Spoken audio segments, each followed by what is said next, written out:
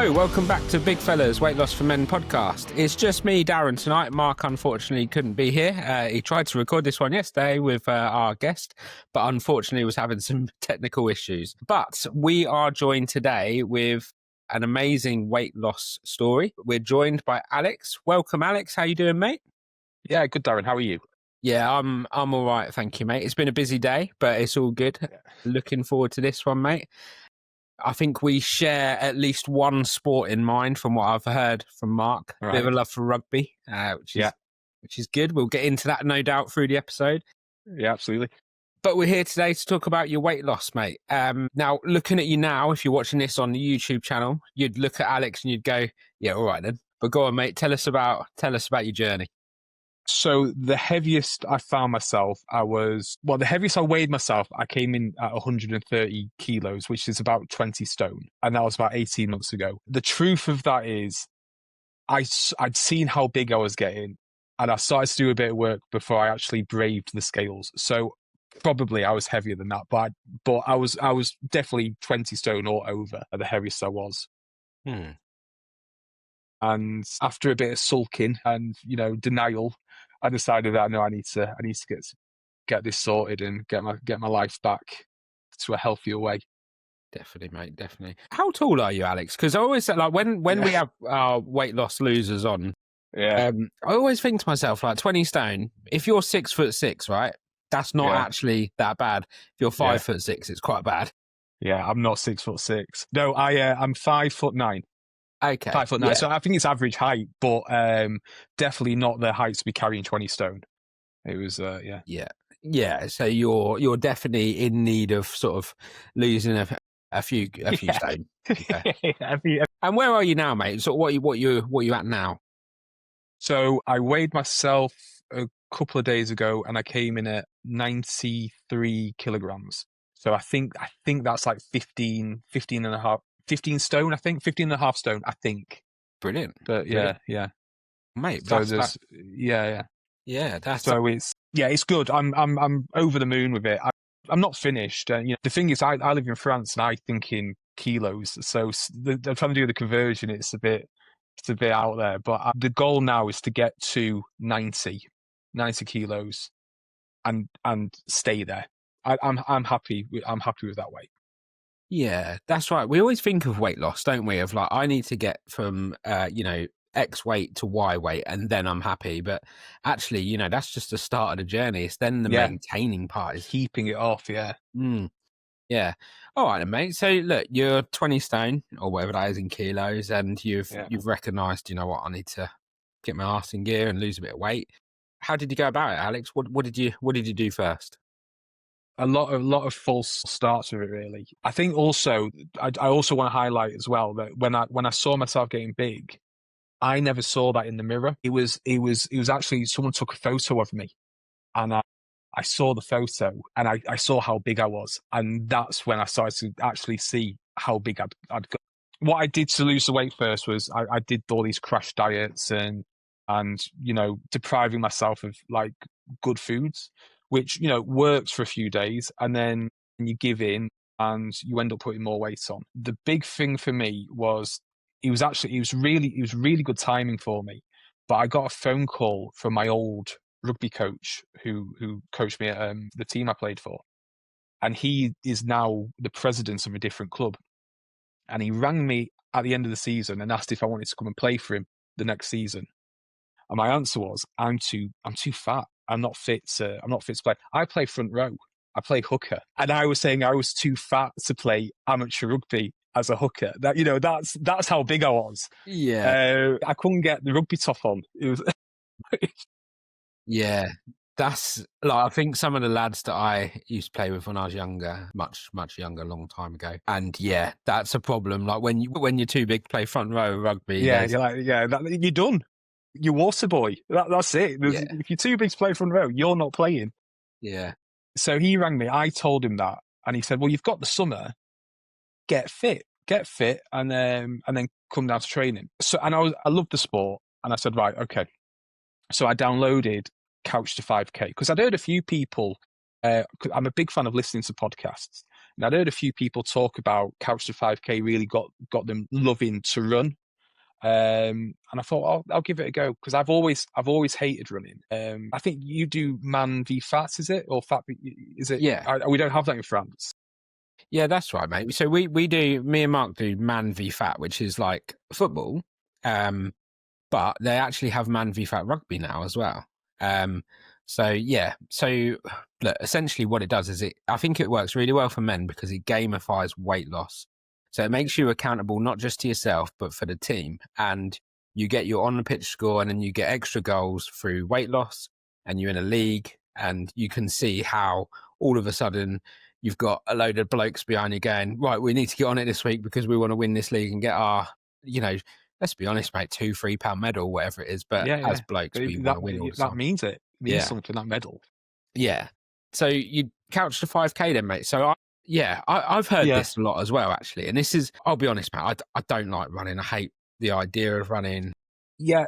So sorry, that was my point with the man v fat. So I always said when I played rugby, you put a ball in my hand and I'll run for an hour without knowing I'm running. But if you ask me to go and run for 10 minutes, I would say, no, I absolutely hate it. It's actually the worst thing in the world. I couldn't think of anything worse than going for a run for 10 minutes. So that app, the Couch to 5K, you have to be honest with it. You give your weight, you give your height, and it calculated my program. And it told me, Alex, you will run 5K without stopping in 8 weeks if you follow this program. So I went, okay, let's do it. And I did. And every day I got up, had a look at the program. It started by literally walking 10 minutes, running 30 seconds. And in my head, I went, oh, this will be easy. I'll do this today. And then I'm running for 30 seconds. I'm running for 5 seconds and I'm looking at my watch going, how long have I got left? Oh, no, sorry. Even worse than that. You have to do a run, so it calibrates everything. It asks you to run non-stop for 500 meters. I thought I was going to die, and I was close to tears. That's how bad it was, like fitness levels. Yeah. But I did it, stuck with it, and I didn't believe I'd arrive at running 5K non-stop. But by magic, the 8th week, I was running 5K non-stop, and it was one of the proudest sensations I've had in a long time doing that. Mate, that's really good. Yeah, because 5K is about 3.6 miles or 3.1 miles. It is. 3.1. Yeah, and it is quite a long way. I remember running a mile for charity when I wasn't quite at my biggest, but I was big back then. And it was a work thing at the time, and all of my colleagues were like fitness fanatics, and they're like, "Oh, come on, let's just do it for charity." Blah blah blah. And I remember thinking, "Yeah, it's only a mile, be all right." And it weren't. It was a struggle. So to run 3.1 miles in 8 weeks, that's good going. Yeah. So what is it then, mate? So is it a BBC thing or is it something? So I think the BBC did a version of that app. I don't know if they still do it, but there's many different apps. I did it with Adidas. There's the Adidas app, and it's the free program that gets you in. And when I'm running or when I'm doing it, driving, anything, I listen to podcasts. So I could put a podcast in, the app was running, and then so to start with, it'd go, right, walk for 5 minutes. And then when the 5 minutes was coming up to the end, it goes, right, now you're going to run for 30 seconds. But, you've still got the music going, and it's just that little voice telling you what to do. And then what's really cool is when it finishes, it tells you, right, you've burned so many calories today. And, and it tracks everything. And what it also does, which I remember like talking to my girlfriend about it, was it actually gives you everything you'll be doing in the next following weeks. So I used to skip ahead like 4 weeks and go, my God, they want me to run for 4 minutes without stopping for it. There's no way I can do that. But then you get to that week and go, yeah, I can do that. It's that mountain, and you see in the top and go, I'm never going to get there. But you just keep following it. And you feel the fitness, you feel the pleasure of running is starting to come. I hated it for the first 3 weeks. I absolutely hated running. But then, you start to love it, and you start to love the chase. And it's become a real passion. I say passion. I'm not going to go and run marathons this year, but I enjoy going for that run, and I enjoy that peace of mind when I'm out there. It's nice. Yeah, I can see the attraction to it, mate, because for your mental health, it's no doubt good, especially if you're in the country and that sort of stuff. Like you said, you put your podcast in, You put your music on, whatever you're going to do. And it's that kind of alone time as well, I suppose. Quite nice. Yeah, that is nice. I wouldn't go as far as say switching off, I don't think. Not if you're running. But you do get to a point. Sorry, Dan. You do get to a point where you do switch off, and you forget you're running. You don't realize you get lost in a thought, and you just be running around. You get lost in this train of thought, and then all of a sudden your watch goes right. You've run 3K. You go, wow, where's that gone? That does happen. It does come. It is the first few weeks of running is grim. It is horrible. Yeah. But then it does become a real pleasure. It really does. Nice, mate. No, well, well done. And I suppose it really goes back to that gamifying thing, right? Where we start hitting goals, and we know that as well as humans, I don't think this is just a man thing, but we know that as soon as you see that progress, that's inspiring as shit. Like, you love that, don't you? So you did it in 8 weeks. You run your 5K.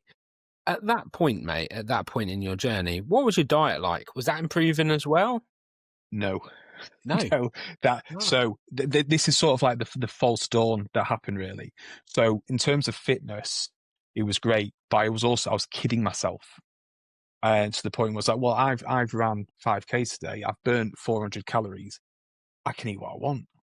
And it was such a bad mentality. But I was kidding myself because I can get out and run. My times were getting faster. I was running 5K. I was getting close to 30 minutes running a 5K, but I wasn't watching what I was eating.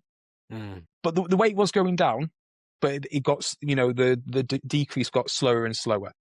And then all of a sudden, I started, the weight plateaued. And then I started looking at the guys going, this isn't working. Why isn't this working? And then I would like not go for a run. And then the thing is, if you miss a day, one day easily becomes a week, easily becomes a month. Yeah. And then the weights are going up again. But that's completely my fault. And it's nothing to do with the sport of running. I went in with it with the wrong mentality, going, sports will fix it. I don't need the diet. I think also for me was when I played rugby and I played serious amounts of training and games, you could eat and drink what you wanted because it was so intense, a workout training and playing. It didn't matter. And I still had that mentality. Especially when you're younger as well, you get away with things more. Your metabolism, shooting. Yeah. No, fair one, mate. Just want to go back to something you said there, like, if you miss a day, you miss a week, miss a month. Yeah. Do you do that every day then? That couch to 5K? Do you have to do it 7 days a week? No, you don't. Again, I do now, so I will run 5K every day now, but that's just because I am fit now. Yeah. I'll if I've not ran, I'm itching to go, so I need to do it. But when you're doing the program, it encourages you to do 4 times a week max. It'll do 3 runs a week, and that'll get you 8 weeks to 5K. But once you hit that 5K, you want to keep that fitness going. And if you miss a session, let's say instead of a day, if you miss a session, it's very easy to miss the second session or go, I'll do it tomorrow. And that's something I was doing as well. I was banking food.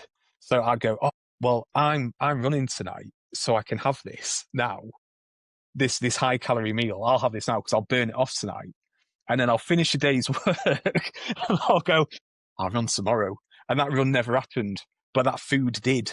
So, it was, I ruined it for myself at that point. Started putting the weight back on and this happened last summer. I saw a photo. It was my birthday's the end of May. Saw a photo of me, my girlfriend, and I saw myself getting big, not as big as I was, but getting bigger again. And then really, it was like that. I had that moment, and that's when I got the diet sorted as well.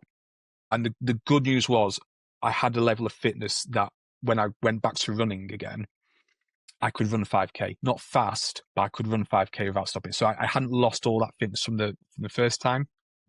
I could get back. I could just go back into running 5K, really slow. But then I really focused on the diet as well. Brilliant. So what did that look like then, mate? It looks like counting calories, which was the big. I got a calorie counting app, and I was just brutally honest. Height, weight, age, how much I wanted to lose per week. My job, I sit down. I'm not active with my job, so I had to be honest with that, and it gave me 2,100 calories a day. Okay. Yeah. And I was incredibly honest with that. What I still do is I fast in the morning, so I don't eat breakfast. I've never been a breakfast guy anyway, but now I purposely wait until lunch. I'll have 2 meals and I'll have a snack in the evening, and it's high protein food as well. See, I've found this in the past when I've been on it. When I've been doing really well with the food, it's incredibly hard to eat, not hard. It's incredibly easy to stay within a 2,000, 2,100 calorie allowance when you're eating well. So when you're on it and you're, like you said, high protein, lots of veg, like veg has next to no calories in it, loads of It's magic. nutrients. But of course, it's not what we crave as human No. beings, is it? No. But when you're eating well, it's so easy to stay within that calorie allowance. It's when you then start having a chocolate bar, and that's, maybe a quarter of that allowance in one go. Yeah, but for me, one chocolate bar wasn't the problem. It would be having a pack of chocolate bars. It would be a 4-pack of Mars bars, which I'd eat in the day. So again, it's moderation. It's anything in moderation, I think. And you shouldn't. I don't think you should deprive yourself of something like that. Have it, but on the understanding that if you abuse that, you're only doing harm to yourself. But if you want that Mars bar, have it. But have a look. What have you eaten today? Can you go out and walk 30 minutes? Can you go out for a 30-minute walk before you do it? That's the stuff you've got to think of. I'm quite fortunate. I've got a treadmill at home, so when it's raining or it's cold, I can run on the treadmill. But also, my job's really busy, so I'm like, it's really easy to find excuses not to go out for a run. But if do I have 30 minutes in the day? Yeah, okay. Well, I can run then, and that's the thing. Can I have a Mars bar? Well, yeah, I can, but what's the cost for me for that? I think, fortunately, but I think counting calories and thinking constantly is something I'm just going to have to live with for the rest of my life. And it's something that, it's always going to be in the back of my head what I'm eating. Doesn't mean I'm not going to enjoy what I'm eating or, have a burger, but, I'm not going to have 3 burgers in a week. It has to be a treat. Yeah. Yeah. I suppose, though, if that's what you have to do going forward, then Yeah. I don't know. It's kind of like there's not much that we do in life that's more important than fueling your body when you look at the overall effects of it and what it does and things. So, what is it you use? You use like MyFitnessPal or something like that? It's MyFitnessPal I use, yeah. Yeah, it's the one I have. No, it's really good, mate. It's really good. And can you sort of connect in on your Adidas app with your MyFitnessPal to work? So I've got a Garmin watch. The Garmin watch is connected to everything. It's Strava, everything, and MyFitnessPal. So I'll do a 5K run, which I did when you messaged me earlier. I was in the middle of doing it. But when I finish, I go to MyFitnessPal and he goes, by the way, you've got 400 extra calories today. Yes. And you go, oh yeah, that's great. So that's quite good. And some people say, well, you should bank them. You shouldn't go into them. I was like, no, you've worked hard. If you want, use them. Have it. Yeah. It depends. Just don't do it every day. Yeah, that makes a lot of sense, mate. If you go for 3 runs a week and you bank them, and then at the weekend you have a couple of cheeky beers, then do you know what? You've won this week. Do it. Fine. Yeah, definitely. 100%. Good stuff. So, did you get back to your rugby then, mate? Are you playing at the moment? Right. So, what happened was with that, I actually started really enjoying the running to the point where I was like, I'm loving this. I've got the same adrenaline as playing rugby, but I don't have a black eye. Yeah. I don't have a black eye. And I can turn my head the next morning. I mean, I've not been in scrums getting kneed in the nose and getting shinned and everything, and I've still got that same enjoyment. So I actually went to pre-season fit and able to play, and I wasn't the fastest in the team. I wasn't the fittest, but I was definitely not the slowest at training. But the spark had gone. I didn't have that same passion for the sport. So I put it down to age as well. There's only so many seasons you can stand in the sleet and the snow and the hail and enjoy it. So yeah, I go and watch them. Yeah, do you know what, mate? I definitely agree with that. A couple of days ago, my 10-year-old son had a tag rugby tournament. That's fantastic, tag rugby. Love that. Yeah. Really good. Then watching him, there's a part of me that goes, "Oh, I wouldn't mind." Yeah. And then I think, Darren, you're 41. What are you doing? Like you couldn't do this in your 20s. Like you were so getting hurt all the time. Like what are you It's thinking? every Six Nations. Every time the Six Nations rolls out, I'm like, oh, I've still got my boots. It's like, shall we one last dance? Shall we do it? Like, no, don't do it. Yeah. But I will say, I have replaced the stupidity of running around in the field in the winter with the stupidity of judo as well. Oh, you're doing judo. Yeah. So my son's 9 years old, Hmm. and he's been doing judo since he was 4. And to be fair to my son, he's very good. He's won a few competitions, and Brilliant. yeah, he's very talented, really. But I'll go and watch him. I'll go and watch him do competitions. I don't have a clue what's going on. Honestly, I actually have to ask him. It's like, did you win that fight? It's like, yeah, yeah. Okay, well done, son. Proud of you. And he's not really into rugby, and he's not into football yet. So I said, well, do you know what? I'm going to start judo, so I can share something with you. You don't have to like the things I like. Why don't I invest in something you enjoy? So it was this summer. I gave myself another goal, and I said, right, I want to get to 100 kilos by September. And if I'm 100 kilos, I'm going to start judo. And I did, from I was 115 in May, end of May, my birthday. And then I got to 100 kilos on the 1st of September. And then I started judo. So I've been doing judo for 2 months. And in that time, the weight has fallen off even more, because that is such a physical sport. I have so much respect for more advanced judo fighters than me, but it's incredible. Yeah, no, that's brilliant. We had a guy come on and cover sort of jiu-jitsu and stuff. He was a PT, and he said, great sport for people to get into for weight loss. And you tend to get good people there as well, right? Like, it's a great group of people, actually. Until they've got the leg wraps around your neck trying to get you to tap out. I don't really like them when that's happening. But like before and after, they're really great people. But it's genuinely the adrenaline you get from doing it, and the sensation of a proper workout after an hour and a half training session is unbelievable. I even, because I'm 34, I sent them a message going, look, I'm 34, I've never done this before. What do you think? Am I being stupid doing it? And I got a response in 10 minutes saying, you are never too old to start judo. And I went, right, okay. And I felt like an absolute idiot turning up with my little white belts and, judo gi when I first started. I was made to feel so welcome from and included. And I've only been doing it for 2 months, but I wish I'd started it sooner. It's what a fantastic sport for fitness. mate, that's yeah, no, that's brilliant to hear, and good to know as well that actually, you're never too old to start. What about your fitness levels? In hindsight, would you have started that at the same time you started your Couch to 5K, or do you think losing the weight first before you start judo was a good idea?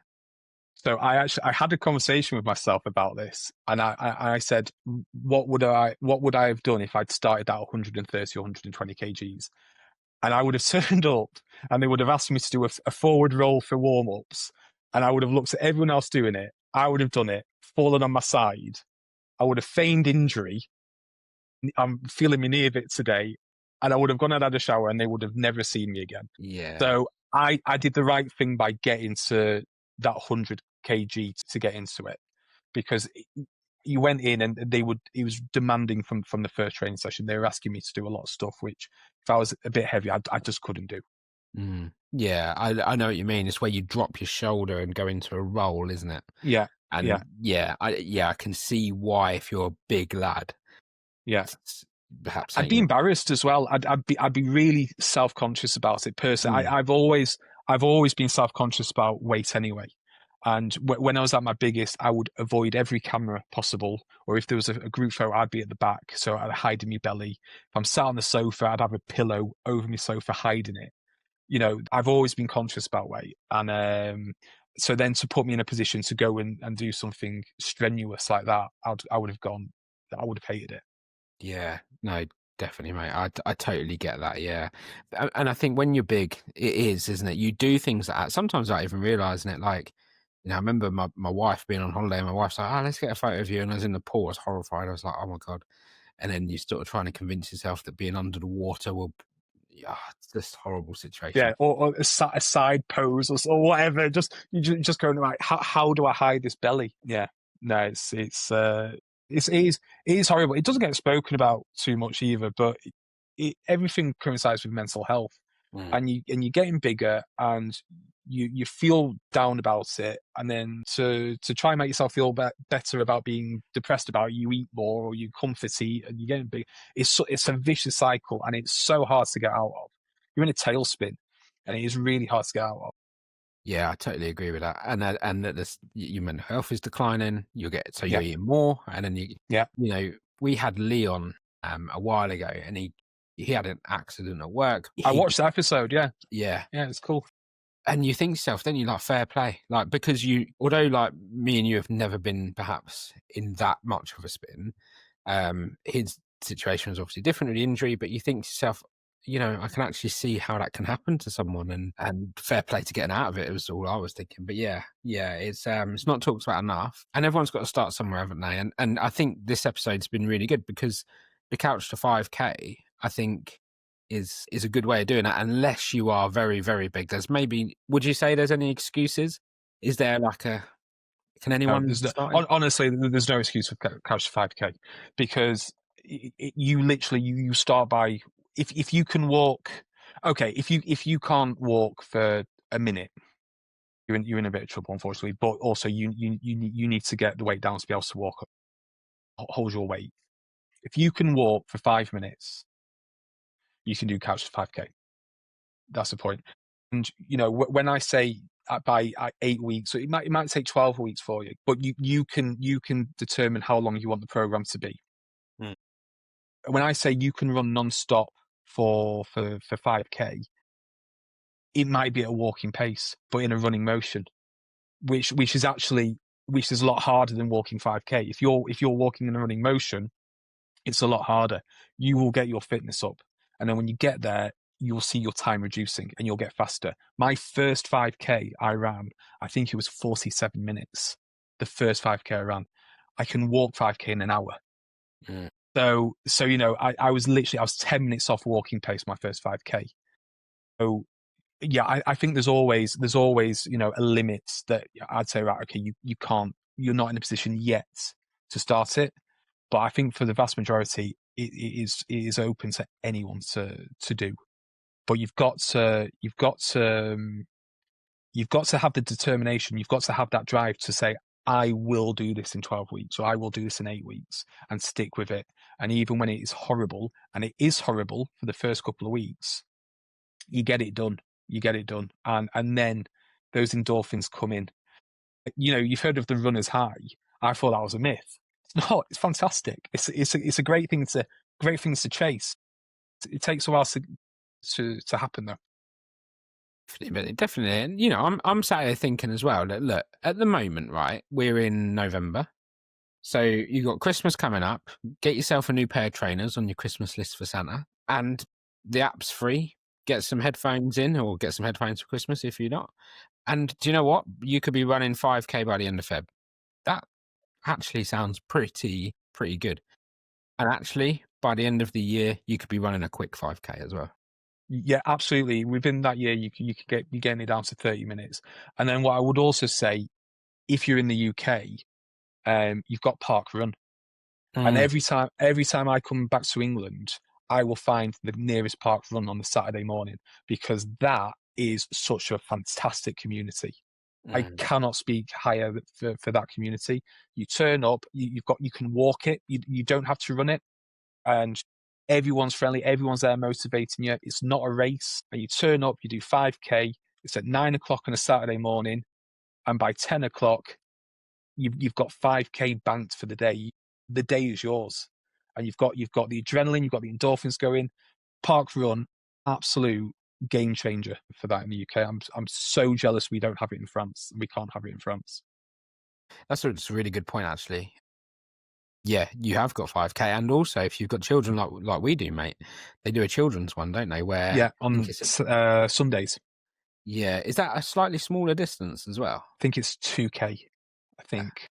But do you know what? Like, get on the couch 5K. Even if you start doing that with your kids, use them as an excuse to get going. That, like, brilliant. It gets your children fit as well, which is good. Yeah, yeah. I need to. Yeah, head down. Honestly, if you can't run, head down to Parkrun and walk it. And if it's raining and you don't, fine. But if you get yourself a nice day and you get yourself up on a Saturday, I'm telling you, you will catch that bug. You'll see people. You'll see how they are at the end of it, and you'll go back the next week. I'm certain if I was living in the UK, I'd be going every Saturday. Yeah, I'm certain. Yeah, brilliant. Great advice, mate. Great advice. So, Alex, I think it's brilliant. I think, the couch to 5K is something that everyone should consider. And you're absolutely right with a Parkrun. How much is Parkrun? Just if I can't. Parkrun's so it's free as well. Brilliant. Yeah, it's free. You need to register to get a barcode, because if you don't have a barcode, they don't give you time. But you register, you turn up, it doesn't cost you a penny. Just an hour of your time on a Saturday. Yeah, and like you say, you're then starting the Saturday having done a workout essentially. Yeah, you're laughing. You want a winner. You can go and enjoy your weekend then. Yeah, it's great. Yeah, no, great. So yeah, I think that's some some fantastic advice here. So if you're listening now, then mate, and you're at the start of your journey, thinking back to that point, what sort of advice would you give to yourself before you started? What would you say to yourself? Don't give up. Work on the diet. It goes hand in hand, sport and diet, exercise and diet. Now you can do a lot more with just the diet. You don't have to do the sport. The diet is the key. The sport sort of helps to go a bit faster, but you've got to get your diet down, and you've got to be accountable for what you're putting in your body. So for me, if I was to talk to Alex 18 months ago, I'd say track your calories, drink water, get your fluids in, and be accountable for what you're eating. Yeah, I think that's really good advice. And actually, the beauty of Couch to 5K, I suppose, is that there's not too much thinking about it. You just got to dedicate yourself to doing the app. Yeah. And getting out there. Just got to do it. Just got to do what the lady in your ear tells you to do. And when she tells you to walk, you love her. And then she goes, when she tells you to run, it's like, I hate this. I absolutely hate this woman. But yeah, that's what you've got to do. Yeah. And you'll thank yourself for it. You will thank yourself. I've heard, I don't know if you've heard of these, mate, but I've heard about some other apps. So one of my friends was doing one where it's like a zombie apocalypse. And it kind of it's similar to Couch to 5K, but instead of it telling you to run, it's telling you there's zombies coming and you got to run. Have you ever come across any of them? No, but I'm sold already. I'm going to look for them. I'll give that a go. Try and find it. That always kind of interested me, and I suppose the point of this part of it is, Couch to 5K. I think, like you said, BBC have done it. You've done Adidas. There's so many out there, and there'll be so many little weird and niche ones if you're more into that as well. So yeah, I suppose I think the NHS definitely had one. I think they still have one too, but you'll have to check it. But you type in Couch to 5K, you're going to get a list, and you're going to get a list of free apps as well. So it's really pick and choose. And go and enjoy it. Go and enjoy the ride, because it is a ride. Yeah, brilliant. And to end then, mate, I've got like a final question for you. So, what's what is it that you look back at now, and like, do you feel so much better in yourself? What can you help people sort of understand that, if you like? I think there's a fog. When you're overweight and unhealthy, there's a fog clouding everything, and then you start to get your fitness in order. You start to get your diet in control, and that fog lifts. And it's a really bizarre one, because you don't know that fog's there until it's gone, and then you sort of start seeing things clearer. you have more energy, you have more pep. Getting up in the morning is a lot easier to do. So I'm not finished with weight loss. I'm not finished with, improving myself. But I know it's very easy for me to say, this is what happens. It's very difficult to get to that point. But if you persevere and you want the best life for you, you'll do it, and you will be thanking yourself in a matter of weeks. You'll be thanking yourself for making that journey. Appreciate the wins, take the wins, because if you don't stop and go, I couldn't do that a week ago, or I couldn't do that 3 weeks ago, it's very easy to fall off the wagon. So you have to see those landmarks, those improvements you make, celebrate them, appreciate them, tell people, share your achievements, because people are going to be proud of you, and really just keep going, and you can do it. You absolutely can do it, but just don't give up on yourself. Great advice. Well, thanks for coming on, mate. Congratulations on being a loser. Yeah, no, really good. And I tell you what, mate, what we'll do as well is we'll tag into the show notes for anyone interested one of the Couch to 5K's links. So if you want to follow in Alex's fantastic example, then take a look at Couch to 5K. And you know what, mate, I would say, like you sort of hinted to earlier, Alex, even if you're getting into things like Man v Fat, even if you're getting into a sport, why not do that as well? Because it will improve your game in whatever sport you play, I think, being fitter, being, more credit. So thanks for coming on again, mate. And congratulations and keep going. Thanks for having me.